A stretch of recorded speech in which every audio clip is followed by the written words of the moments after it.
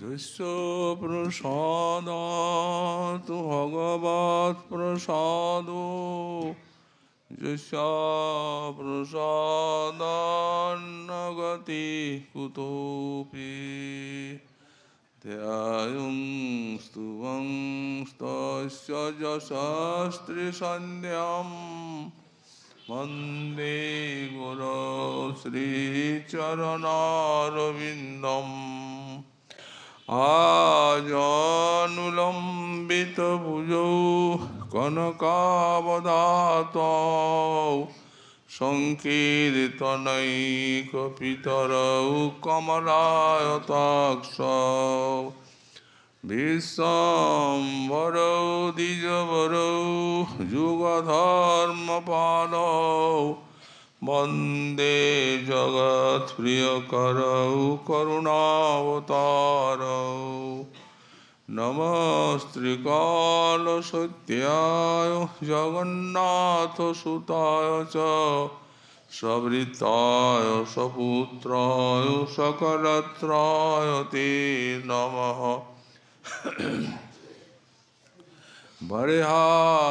वरेहापीडाभिरामं मृगमदतिलकं कुण्डलाक्रान्तगण्डां कञ्जाक्षं कम्बुकण्ठं स्मितसुभगमुखं स्वाधुरेर्नस्तवीनुं श्यामं शान्तं त्रिभङ्गं रविकरवसनं भूषितं वैजयन्त्या वन्दे वृन्दावनस्थं युवतिशतवृतं ब्रह्मगोपालवेशं तप्तकाञ्चन गौरङ्गी राधे वृन्दावनेश्वरी वृषभानुसुते देवी तं नमामि हरिप्रिये मूकं करोति वाचालं पङ्गुं लङ्घयति गिरिं यत्कृपातमहं वन्दे परमानन्दमाधवां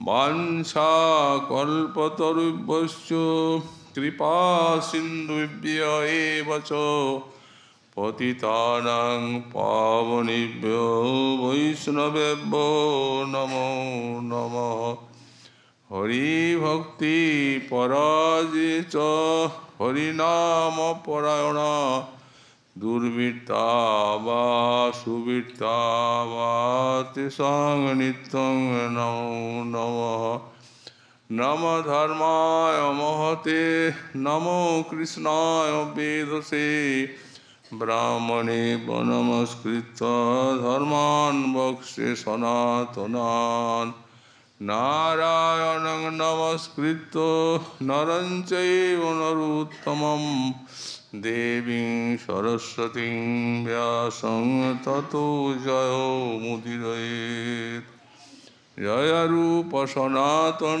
भट्ट रघुनाथ श्रीजीव गोपाल भट्ट दास रघुनाथ এই ছয় গোসাইর করি চরণবন্দন যা হইতে বিঘ্ননাশ পুরন দুর্গমী প্রতিমেন্দস্য স্খলৎপাদগতির্মুহু সকৃপায়ুষ্টিদানেন সন্ত সন্ত বলম বলম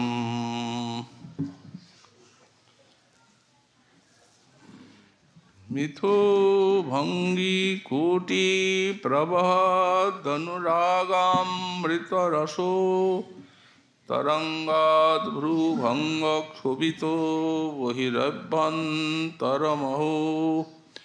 मदाघूर्णन्यत्रं रचयति विचित्रं रतिकलाविलासम् तत्कुञ्जे जयति नवकैशोरमिथुनम्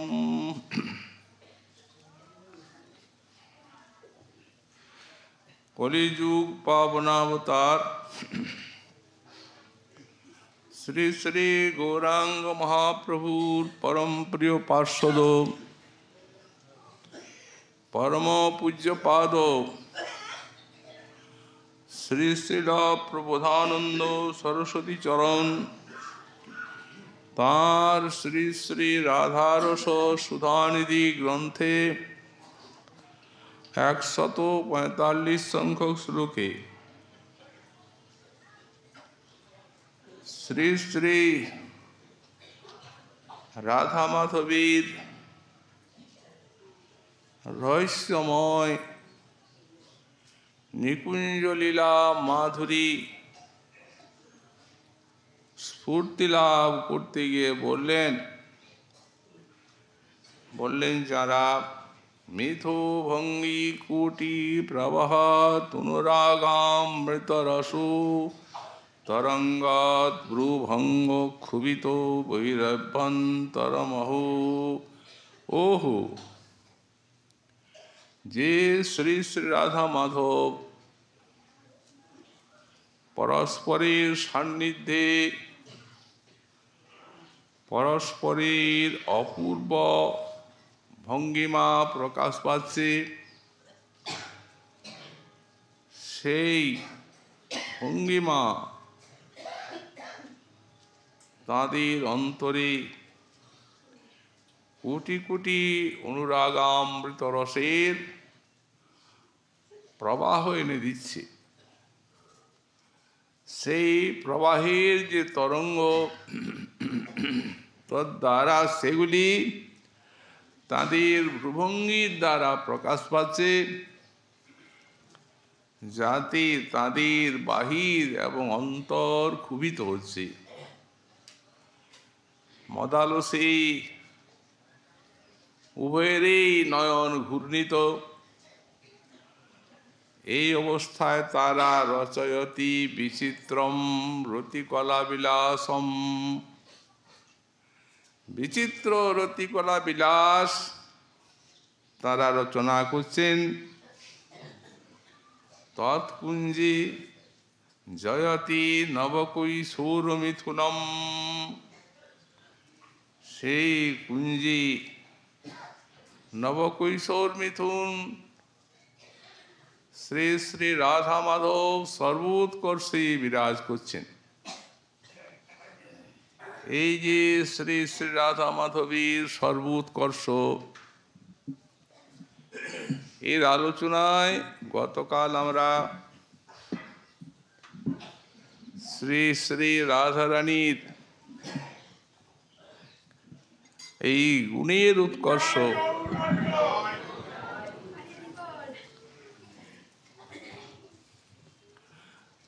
রাধারানীর গুণের উৎকর্ষ আমরা যৎকিঞ্চিৎ আলোচনা করেছি। তো শ্রী রাধারানীর গুণের উৎকর্ষ আর কি বলা যাবে। স্বয়ং ভগবান ব্রজেন্দ্র নন্দন এই শ্রী শ্রী রাধারানীর যে শব্দ স্পর্শ রূপ রস গন্ধ, তা স্বয়ং ভগবান ব্রজেন্দ্র নন্দনের পঞ্চেন্দ্রিয়কে অতিশয় রূপে আনন্দিত করে তুলেছেন। সুতরাং ব্রজরাজ নন্দনের অনুভূতি যে আমার থেকে শত শত গুণ এই শ্রী রাধার, নচেৎ আমার ইন্দ্রিয়কে এইভাবে আনন্দ দেবে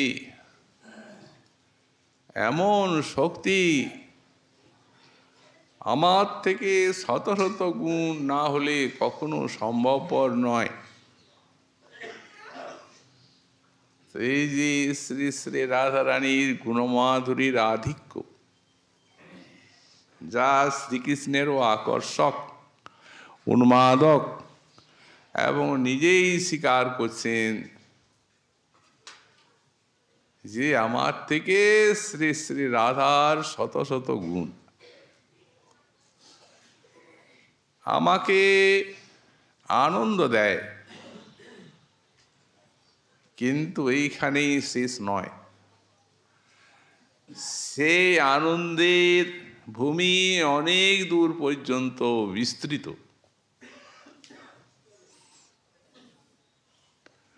শুধু আনন্দ দানেই নয়, এই শ্রী শ্রী রাধারানীর গুণমধুরিমা, অখণ্ড সচ্চিদানন্দ বিগ্রহ, রূপ গুণের সিন্ধু, সেই শ্রীকৃষ্ণের অন্তরেও আস্বাদন করার কামনা জাগালো। আমরা শ্রী স্বরূপ দামোদরীর উক্তিতে দেখতে পাই, শ্রী রাধায়া প্রণমহিমা কীদৃশু বা নৈবাসাদ্য মধুরিমা কীদৃশ বা মোদিয়ঃ সখ্যং চাস্যা মদনুভবতঃ কীদৃশং বেতি লোভাৎ তদ্ভা বাঢ্য সমজনী সচি গর্ভসিন্ধু হরিন্দু। প্রাচীনগণ বলেন যে যার 100 টাকা আছে তিনি সহস্র টাকা কামনা করেন, আর যার সহস্র আছে তিনি লক্ষপতি হতে চান, আর লক্ষপতি কোটিপতি হওয়ার কামনা করেন, আর কোটিপতি সে মহারাজ হওয়ার কামনা করে, মহারাজ সম্রাট হওয়ার কামনা করে। সম্রাট ইন্দ্র হওয়ার কামনা করে, ইন্দ্র ব্রহ্মা হতে চান, আর ব্রহ্মা বিষ্ণু পদ লাভ করতে চান। এ আশার আর পরিসমাপ্তি নেই। তো বললেন সেই কামনাটা যেটা তারা হতে চাচ্ছেন সেটি তার যা আছে তার থেকে অনেক গুণে অধিক, তাই তো কামনা জাগছে। তো যিনি নিজে অনন্ত, অনন্ত গুণ, অনন্ত লীলা, অনন্ত মাধুর্য, তিনি যখন শ্রী শ্রী রাধারানীর এই গুণমাধুরী কামনা করছেন, তখন বুঝতে হবে যে শ্রী শ্রী রাধারানীর সেই গুণমাধুরীর ভূমি কত অনন্ত। অনন্তই যখন কামনা করছে তখন সেগুলি কত অনন্ত, অতএব বর্ণনা কে করবে? কৃষ্ণ যার অন্ত না পান, জীব কোন ছাড়, এমনি তত্ত্ব শ্রী শ্রী রাধা।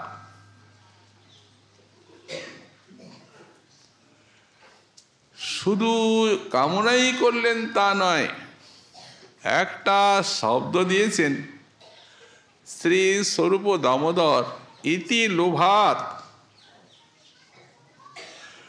রাধার গুণমাধুরী শ্রীকৃষ্ণের হৃদয়ে আর রাধার মতো আস্বাদনের লোভ জাগালো। লোভাত, তো লোভ যখন সাধারণ জগতে, জীব জগতেই লোভ লালসা থাকে, কিন্তু যিনি সর্বপ্রকারে পরিপূর্ণ তত্ত্ব, সেই পরব্রহ্মের হৃদয়ে লোভ একমাত্র গুণে পরম গরীয়সী এই শ্রী শ্রী রাধারানীর পক্ষেই সম্ভবপর হয়েছে। তো লোভ যখন, তখন লোভ তো আর বেশি দিন অপেক্ষা করে না। তাই প্রতীক্ষা না করে এই শ্রী বৃন্দাবন লীলাতেই রাধার মতো তার গুণমাধুরীগুলি আস্বাদন করার কামনা করলেন। লোভ তো বেশি দিন সময় সহ্য করে না। কই ছনো রাধা প্রেমা, কই ছনো তার মধুরিমা, মোর মধুরিমা কই ছনো ভাবে তিহ ভোর। রাধার প্রেম কি প্রকার, সেই প্রেমের নিকটে আমার মাধুর্যই বা কি প্রকার। এবং আমাকে আস্বাদন করে রাধা রানীর যে আনন্দ হয় সেই সুখী বা কি প্রকার। চেষ্টা করলেন এই তিনটি আস্বাদন করতে ব্রজলীলায়, হল না।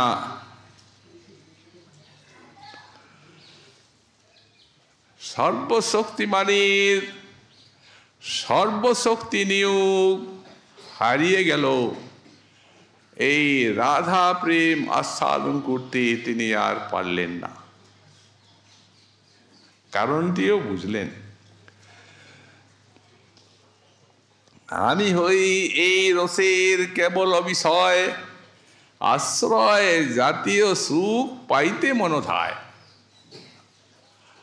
রাধা প্রেম যেটি, রাধা প্রেমের আনন্দ, সেটি তো এই বিষয় জাতীয় সুখে এটি তো আস্বাদন হবে না।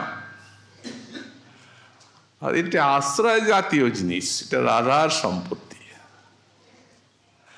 কভু যদি এই প্রেমের হইয়ে আশ্রয়, এই তবে এই প্রেমানন্দের অনুভব হয়। কোনোদিন যদি এই রাধারানীর মতো রাধা প্রেমের আশ্রয় হতে পারি, তাহলে কিছু অনুভব হয়।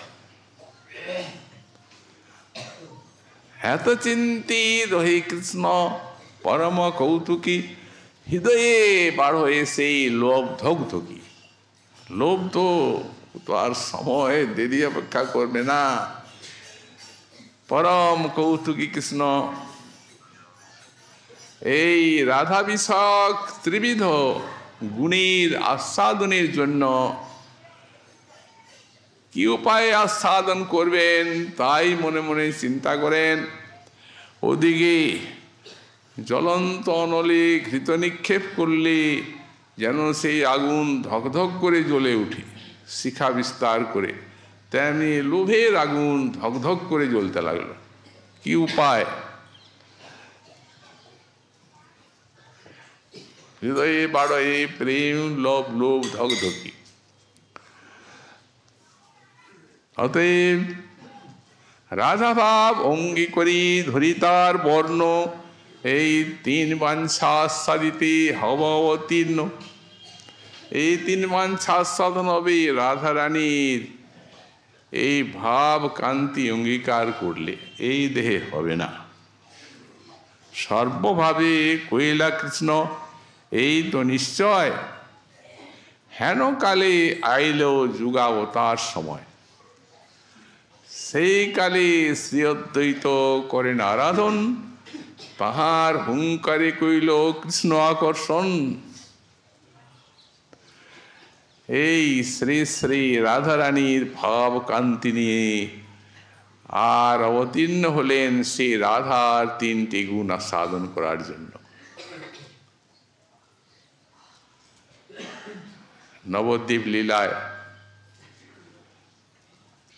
ঐশী ভাবের প্রকাশ প্রায়, এবং নাম সংকীর্তন ইত্যাদির দ্বারা এই প্রেম প্রচারণ করলেন। পতিত উদ্ধার, জগায় মাধায় উদ্ধার ইত্যাদি, এবং সব ভক্তগণকে সাতপ্ররিয়া ভাবে তাদের সব অভিষ্টকে দর্শন করালেন। আর রাধা প্রেম যে আস্বাদন করবেন, ওই তিনটি বাঞ্ছা কামনা জাগিয়েছে। এই জন্য সন্ন্যাস গ্রহণ করে একান্তে আস্বাদন করবেন। এই নীলাচল আশ্রয় করলেন, মাতৃ আজ্ঞায় দাক্ষিণাত্যে 6 বৎসর সেই প্রেম প্রচার করলেন। 12 বৎসর আর কোথাও গেলেন না। শেষ যে রহিল প্রভুর 12 বৎসর, কৃষ্ণের বিয়োগ স্ফূর্তি হয় নিরন্তর। ওই যে 3টি গুণ রাধার, এই রাধার প্রেম রস, তার গুণের আস্বাদন করছেন, সর্বদা নিজেকে রাধা জ্ঞান হচ্ছে, কিন্তু আস্বাদন করছেন কৃষ্ণ।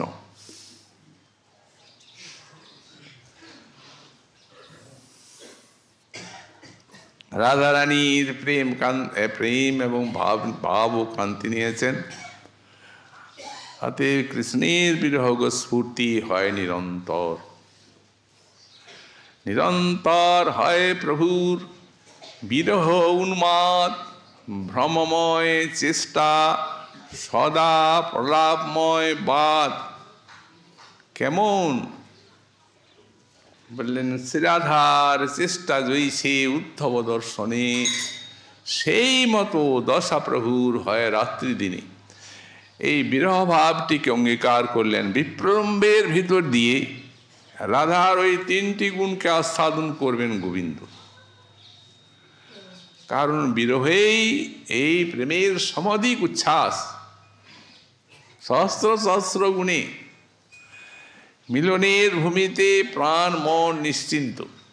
কিন্তু বিরহে যখন এমন আলোড়ন আসে যে প্রেম সিন্ধু কোটি কোটি গুণে উচ্ছ্বলিত হয়ে ওঠে, সে রাধার বিরহ ভাব অঙ্গীকার করলেন মাথুর বিরহ।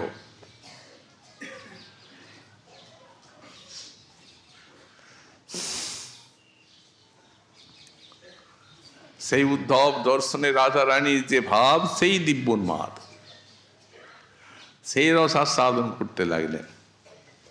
নিরন্তর হয় প্রভুর বিরহ উন্মাদ, প্রেমময় চেষ্টা সদা প্রলাপময় বাদ।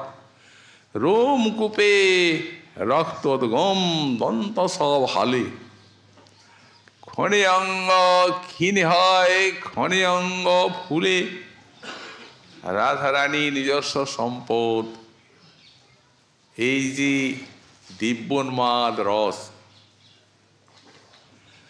যার যে সম্পত্তি সেটি তার হৃদয়ে ধারণ করে, আর আস্বাদন করার একটা শক্তিও থাকে,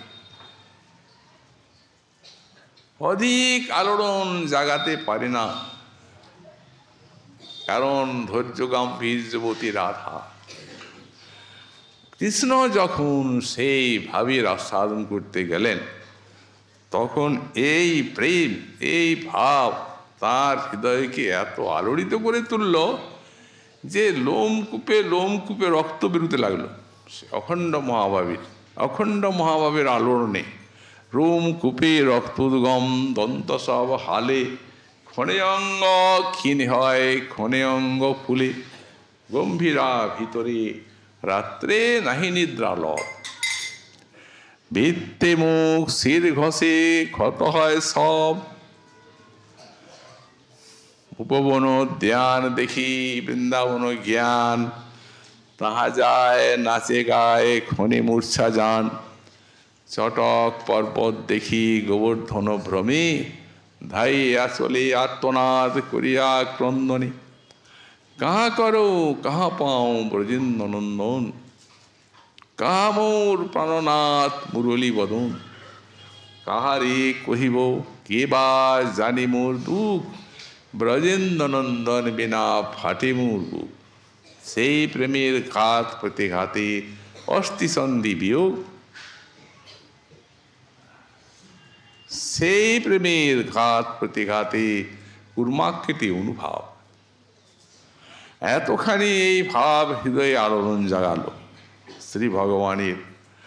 রাধা প্রেম, তার এই 3টি বাঞ্ছা, এই গুণের ক্রিয়া, ওই আস্বাদন করতে যে গোবিন্দের হৃদয়ে এইরূপ অবস্থার সৃষ্টি করল। সুতরাং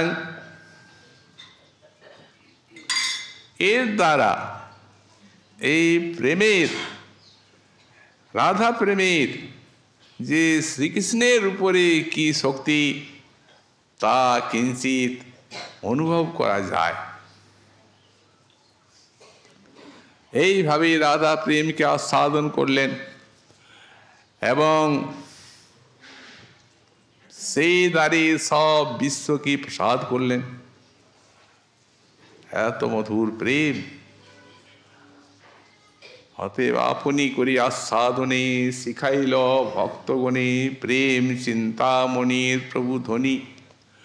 নাহি জানি স্থানাস্থান যারে তারে কইল দান মহাপ্রভু দাতা শিরোমণি।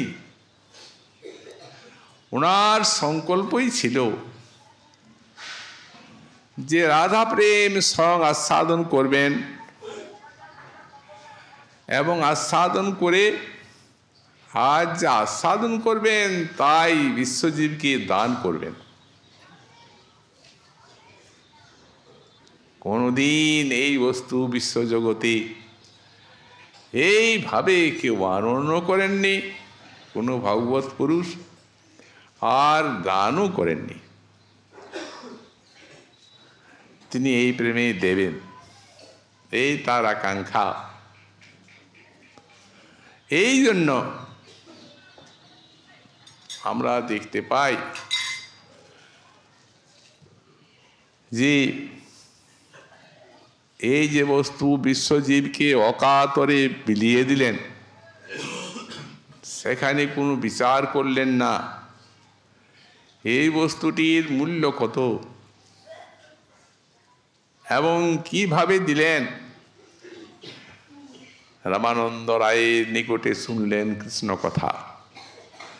এই কৃষ্ণ কথা সাধ্য সাধন তত্ত্ব বলতে গিয়ে রামানন্দ রায় সেই ব্রজপ্রেমকে শ্রেষ্ঠ করে ধীরে ধীরে ধীরে ধীরে ওই বাৎসল্য রস পর্যন্ত উঠে গেলেন, গোপীভাবও বললেন। মহাপ্রভুর তারপরেও জিজ্ঞাসা, বিস্ময়ের কথাই বটে। রায় কহে এরপরে পুছে হেন জনে এতদিন নাহি জানি আশয়ে ভুবনে। তার মধ্যে রাধার প্রেম সাধ্য শিরোমণি, যাহার মহিমা সর্বশাস্ত্রেতে বাখানি। রাধা প্রেমকে উনি সাধ্য বলে স্থাপন করলেন। সাধনার দ্বারা যা পাওয়া যায় তাই সাধ্য।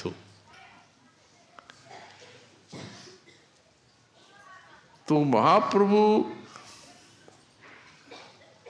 তিনি বলেন এই সাধ্য শিরোমণি, নিশ্চয়ই উনি রাধা প্রেমটিকে দৃঢ় করার জন্য রামানন্দ রায়কে জিজ্ঞাসা করলেন যে রাসেই তো রাধার মহিমা, কিন্তু রাসে রাধারানীকে নিয়ে যে অন্তর্ধান করলেন, চুরি করে নিয়ে গেলেন, এতে যেন অন্যান্য গোপীর একটু অপেক্ষা জাগল।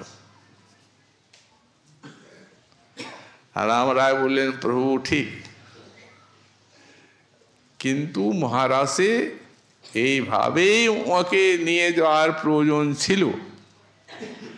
তার কারণ রাধা রানীর মাহাত্ম প্রেমের এখনো কেউ জানেন না অন্য গোপী, তাদেরকে এই মাহাত্মটা জানিয়ে দিতে হবে।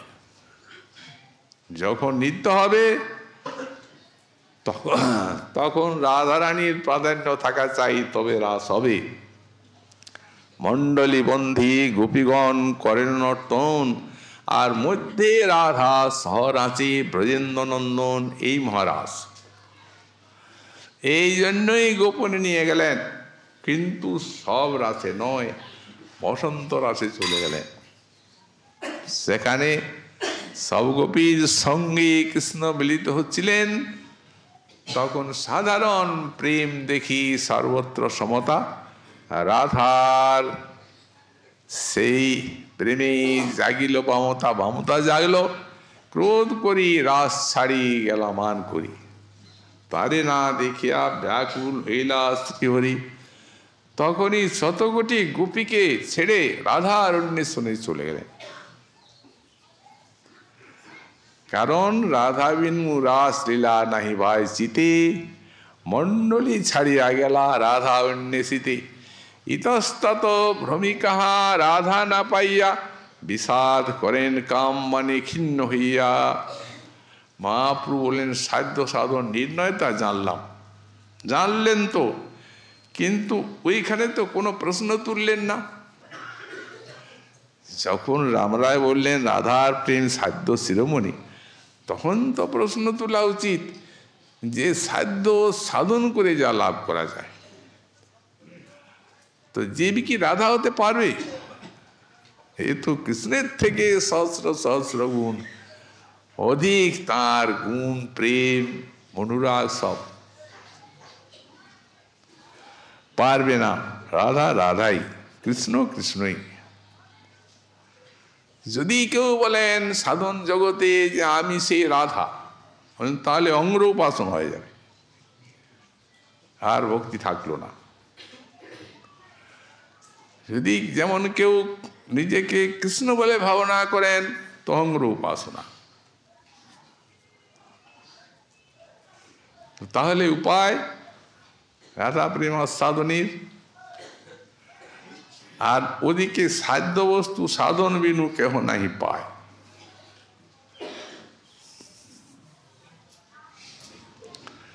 উপায় আছে। সাধনার কথা জিজ্ঞাসা করলে রামরায় বললেন, প্রভু রাধা কৃষ্ণের লীলায় অতি গূঢ়তর, দাস্য বাৎসল্যাদি ভাবে না হয় গোচর, সবে এক সখীগণের ইহা অধিকার, আর সখী হইতে হয় এই লীলার বিস্তার। সখী বিনা এই লীলার পুষ্টি নাই হয়, এই সখী লীলা বিস্তারিয়া সখী আস্বাদ হয়। অতএব সখী ভাবে যেই তারে করে অনুগতি, রাধা কৃষ্ণের কুঞ্জ সেবা সাধ্য সে পায়। এইখানে যে সখী ভাব বললেন, এই সখী ভাবে যে শ্রী রাধা মাধুরী আস্বাদন করা যায়, তার একটা দৃষ্টান্ত দিয়ে দিলেন। মানে প্রভু দেখুন, রাধার স্বরূপ কৃষ্ণ প্রেম কল্পলতা, আর সখীগণ হন তার পল্লব পুষ্প পাতা। কোন একটা লতা আছে, পল্লব পুষ্প পাতা আছে। কৃষ্ণলীলা মৃতে যবে লতাকে সিঞ্চয়, যদি কোনো লতা সিঞ্চিত হয় মূলে, তো লতার যে আনন্দ হলো তা বোঝা যায় না। কিন্তু ওই পল্লবগুলো, পাতাগুলো কচি কচি চকচক করে ওঠে তখনই। অর্থাৎ লতা তিনি তার সেই আস্বাদনের রসটি ওই পল্লব মঞ্জরিতে সঞ্চার করে দিলেন। অতএব সখীগণ হন তার পল্লব পুষ্প পাতা, কৃষ্ণলীলামৃতে যবে লতাকে সিঞ্চয়, নিজ শেখ হইতে পল্লবাদ্যির কোটি সুখ হয়। কি বললেন রামরায় এই দৃষ্টান্তের দ্বারা? এই মহাপ্রভুর মহাদান।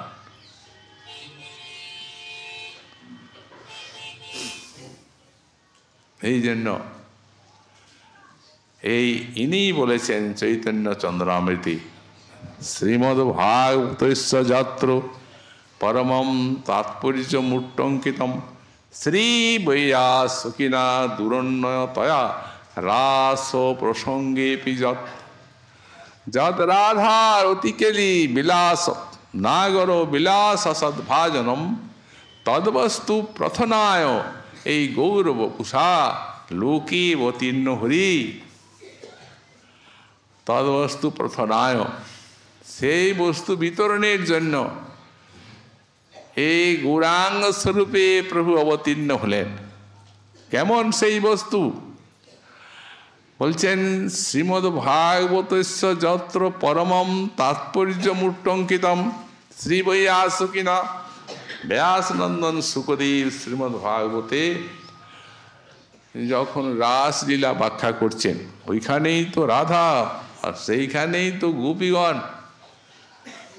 তো যখন রাস ব্যাখ্যা করছেন তখন উট্টঙ্কিত মাত্রম, বিস্তারিত বর্ণনা করলেন না, কেবল একটু উট্টঙ্কন করলেন এই রাসলীলার রসটি। কেন বললেন? দুরন্নয় তয়া, অর্থাৎ এই বস্তু গ্রহণ করবে কে? এই বস্তুটি গ্রহণ করার কেউ লোক নাই, আস্বাদক নাই, কারণ তখন তো মহাপ্রভু আসেন নাই। ওটা তো প্রাকচৈতন্য যুগে সুকমুনি বলছেন।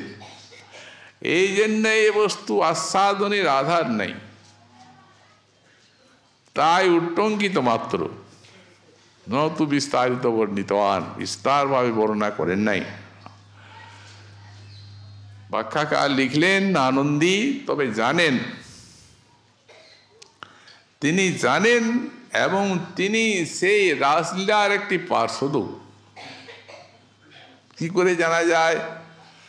বললেন যখন বাঁশি বাজছে, রাসের আকর্ষণ গোপীগণের উপরে, তখন সুকমুনি বলছেন নিসম্য গীতং তদনঙ্গ বর্ধনং ব্রজস্ত্রিয় কৃষ্ণ গৃহীত মানসা আযোগমুরণ্যমলক্ষিতোদ্যমা সযত্র কান্তু জবলোলকুণ্ডলা।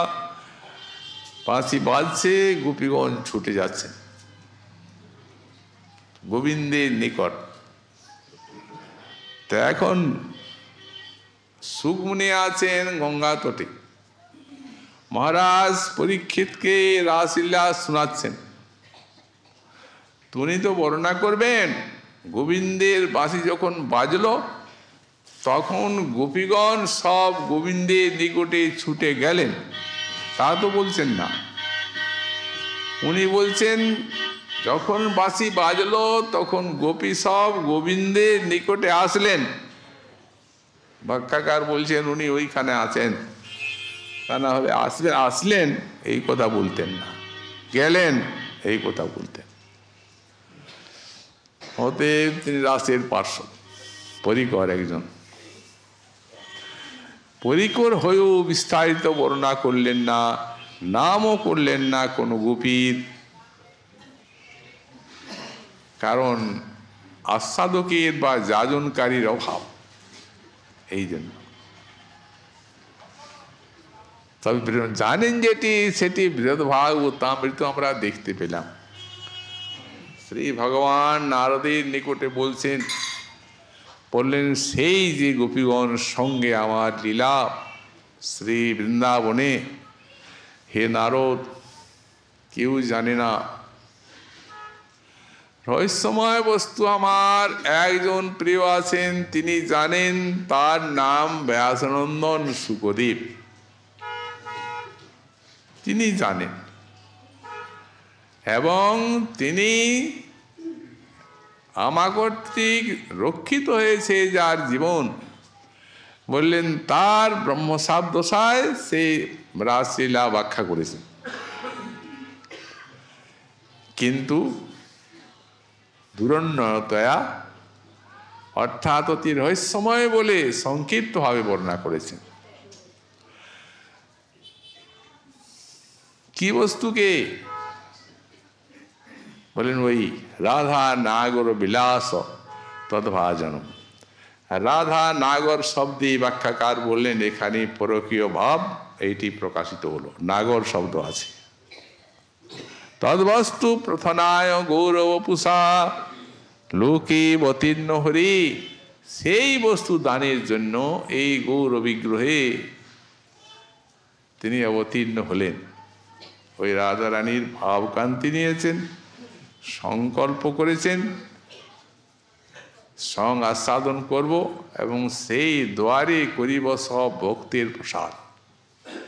সেই ব্রজের নির্মল রাগ শুনি ভক্তগণ রাগ মার্গে ভজে যেন ছাড়ি ধর্ম কর্ম, তার সংকল্পই আছে। সেই বস্তু দানের জন্য অবতীর্ণ হয়েছেন তিনি। এই জন্যই তিনি এই বস্তু দান করে গেলেন। কিন্তু ওই সখীভাব পর্যন্তই তো রাম রায় বললেন, এবং পল্লব পুষ্প পাতা ইত্যাদিও বললেন। এখন গৌড়ীয় বৈষ্ণবীর যে হার্য সখীর মধ্যে মঞ্জরি ভাব সাধনা, সে কথা তো সেখানে কিছু দেখা গেল না। বললেন ওইখানে আছে, তবে নিগুড় রূপে আছে। সখীগণ হন্তার পল্লব পুষ্প পাতা, কৃষ্ণলীলামৃতে জবি লতা কিসিঞ্চয়, নিজস্বী হইতে পল্লবাদের কুটি সুখ হয়। তো সুতরাং সখী তো এরা, মঞ্জরীগণ এক প্রকার সখী, তাই সেবন শব্দটি দিয়েছেন। রাধা কৃষ্ণের সেবা করেন এরা, সেবাটি সখীগণেরই। ললিতাদেশ পাইয়া সেবন করিব যাইয়া, প্রিয় সখী সঙ্গে হর্ষ মনে, দুদাতা শিরোমণি অতিদিন মরে জানি, নিকটে চরণ দিবে দানে, পাব রাধা কৃষ্ণ পা, তবে ঘুচিবে মনের ঘা, দূরে যাবে সকল বিকল। এই হচ্ছে গৌড়ীয় বৈষ্ণবীর এই সাধ্য সাধনার বৈশিষ্ট্য। একেই রাধা স্নেহাদিকা ভাবোল্লাসারথী বলা আখ্যা দিয়েছেন শ্রীরূপ গোস্বামী পাদ। এই জন্যই আমাদের ব্যাখ্যাকার বললেন আনন্দী ওই শ্লোকের টিকাতে যে আচ্ছা তদ্বস্তু প্রথনায়, এই বস্তু প্রচার করার জন্য, কিন্তু গ্রন্থ না হলে তো, গ্রন্থ না লিখলে তো বস্তু প্রচার হয় না। ভবিষ্যতের সব এই কুলি সবাইকে দেবেন, তারা কি রূপে পাবে? বললেন হ্যাঁ ঠিক, মহাপ্রভু গ্রন্থ প্রচার করেন নাই, লেখেন নাই, কিন্তু তার চরণাশ্রিত অতি সুযোগ্য পার্ষদ রূপ সনাতনাদি শ্রীজীব রঘুনাথ, তাদের ভিতরে করেছেন শক্তি সঞ্চার। শ্রীরূপ গোস্বামী পাদ নিজেই স্বীকার করেছেন যে শ্রী চৈতন্যদেব তিনি আমার হৃদয়ে বসে আর এই সমস্ত গ্রন্থ লেখাচ্ছেন। বরাক রূপী, আমি ক্ষুদ্র কীট জীব, আমার দ্বারা এই সমস্ত রহস্য বস্তু বিবেচনার কোনো প্রকারে সম্ভবপর না, কিন্তু এই চৈতন্য সাক্ষাৎ আমার হৃদয়ে বসে লেখাচ্ছেন। হৃদি যস্য প্রেরণয়া বরাক রূপী, তস্য হরে পদকমলম বন্দে চৈতন্য দেবস্য। অতএব সেই বিস্তারিতভাবে পার্শ্বদগণের দ্বারা এই বস্তু প্রচার করেছেন, এবং তাতে এই মঞ্জরি ভাবির যত কিছু রহস্য তারা আমাদের জন্য বিবৃত করে গেছে।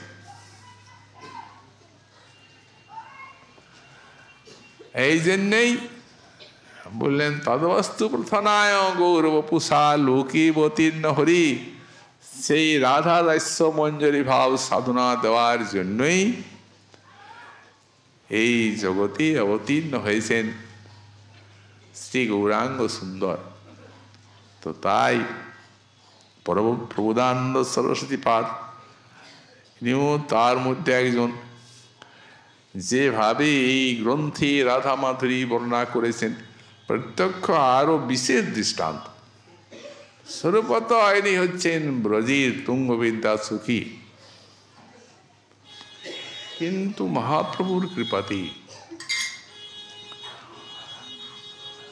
ইনি মঞ্জরি ভাবে এমন আকৃষ্ট হয়েছেন যে সারা গ্রন্থে সখিত্বের কথা বলেননি, ওই মঞ্জরি ভাবই কামনা করেছেন, মঞ্জরি হতে চায়। সেবা কামনা করেছেন। কিন্তু আমাদের গোসাই পাদগণ তারা হচ্ছেন নিকুঞ্জেরই মঞ্জুরি। এই জন্য ইনি যেমন প্রার্থনা করেছেন মঞ্জুরি হব, দাসী হব, রূপ সনাতন সেজিত এই কথা কোন স্থানে বলেননি। আমি তোমার দীনা দাসী। রাধারানী বলছেন কেন? সখীগণ সৌভাগ্য অধিকার এবং আমার সেই রূপ প্রিয়। সখী যদি হোস তাহলে আমার সেবাও হবে, আমার প্রাণনাথের সেবাও হবে। আসলে সখীগণ তো কৃষ্ণ সঙ্গ কামনা করেন না। যদ্যপি সখীর কৃষ্ণ সঙ্গমে নাহি মন, তথাপি রাধিকা যত্নে করায় সঙ্গম। এই মতো অন্যন্যে করে ভাব পুষ্ট, তা সবার প্রেম দেখি কৃষ্ণ হন তুষ্ট। যদ্যপি সখীর কৃষ্ণ সঙ্গমে নাহি মন, সাক্ষাৎ ভাবে না, কিন্তু ওরা চান না। তারা রাধারানীর সঙ্গেই শ্রীকৃষ্ণকে মিলিত করার যত প্রয়াস তাদের। কিন্তু রাধারানী যখন সেটি কামনা করেন, কেন করেন? কৃষ্ণ সুখের জন্য করেন। যে এই যে সাক্ষাৎ অনন্ত বিলাসের সিন্ধু, আমি একা তাকে কতটুকু আনন্দ দিতে পারি? দেন তো অপূর্ণ আনন্দ। তার কারণ বলাই আছে, এই রাধা সহ, এই রাধা বিনা গোপীগণ নয় সুখের কারণ। রাধাকে না হলে গোপীগণ তার সুখের কারণ নয়। আরো বলা আছে, রাধা সহ ক্রীড়ারস আস্বাদ কারণ, আর সব গোপীগণ রস উপকরণ, ওরা রসের উপকরণ। মূল শ্রী রাধাই। যদি মূলই না থাকে তাহলে আর উপকরণে কি হবে? কিন্তু এমন নির্মল প্রেম, আমি আর কতটুকু আনন্দ দেব? এই বিলাস কামনার সিন্ধু সবাই মিলে সেবা করব। আর সখীকে তেমনি ভালোবাসে প্রাণের থেকে বেশি। নানা ছলে কৃষ্ণে প্রেরী সঙ্গম করায়, আত্মা কৃষ্ণ সঙ্গ হইতে কোটি সুখ পায়।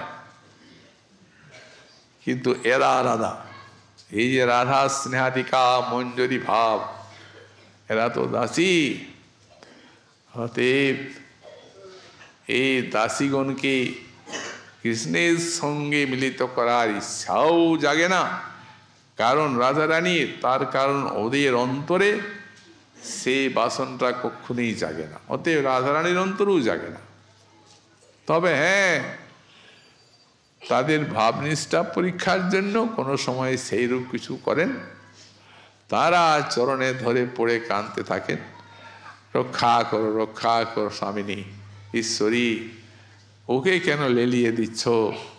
তাতে রাধারানী গোবিন্দ পরমানন্দেই লাভ করেন। এই জন্য দাস গোস্বামী পাদকে বললেন, দেখ সখিত্ব নেই, আমার প্রাণনাথের সেবা হবে, আমারও হবে।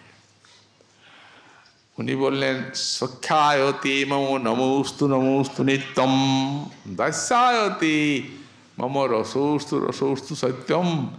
তোমার দাসিত্বই আমি চাই, সখিত্বে আমার নমস্কার। নমস্কার বলে জানাতে চাচ্ছেন তারা নমস্য হয়ে থাকবেন, পদমর্যাদায় অধিক, তাদের আজ্ঞাতে আমরা সেবা করব, কিন্তু আমার দাসিত্বই চাই। সখিত্ব মাথায় থাক, সখিত্ব কামনা করি না। এরাই হচ্ছে নিকুঞ্জের মঞ্জরি, নিত্য সিদ্ধা এবং মহাপ্রভুর যে অভীপ্সিত বস্তুটি, সেটি এদের দ্বারাই এই জন্য তিনি প্রচার করেছেন। সনাতনদের দ্বারা এই গ্রন্থ লিখন দ্বারে এই মহাপ্রভুর মহাদান, এর দ্বারা জানা যায় যে শ্রী রাধারানীর যে গুণমাধুরী, সেই গুণমাধুরী কত ব্যাপক। নিজে আস্বাদন করলেন ভাবকান্তি নিয়ে আশ্রয় তত্ত্বরূপে, এবং যেটি আস্বাদন করলেন সেই রাধা মাধুরী, রাধার গুণ আস্বাদনের অধিকার সমগ্র তাঁর করি জীবকে দিলেন। এর থেকে আর রাধার মহিমা কি থাকতে পারে? সুতরাং এই হচ্ছে রাধা তত্ত্ব। গোবিন্দ যার পার পান্না, কৃষ্ণ যার অন্ত না পায়, জীব কোন ছাড়। এরপরে এই উৎকর্ষের একটি বাক্য আছে, সেটি হচ্ছে এই লীলা মাধুরী আর প্রেম মাধুরী, অনুরাগ মাধুরী, তা তো শ্লোকেই আছে। তো শ্রীমন মহাপ্রভুর কৃপা হলে আগামীকাল আবার আমরা সেই ওই লীলা মাধুরীতে উৎকর্ষ রাধা মাধবীর বর্ণনা করব। আজকে আমাদের ভাগবতী কথার এখানেই বিশ্রাম হলো।